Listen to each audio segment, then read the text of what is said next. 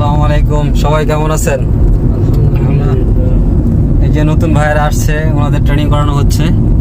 এটা হচ্ছে মুজদালিফার মাঠ। এই হচ্ছে নাইম ভাই, উনি মোটামুটি ভালো ড্রাইভিং করে।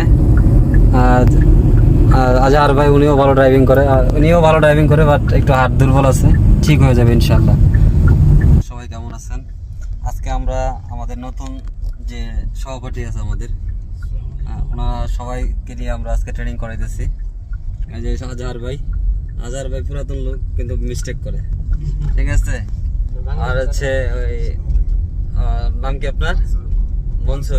মনসুর ভাই, তারপরে সাইফুল ভাই, আর হচ্ছে নাইম ভাই অনেক ভালো ড্রাইভ করে। ওনার জন্য শুভকামনা, যেন উনি আরো ভালো কিছু করতে পারে। সবার জন্যই ভালো শুভকামনা রইল।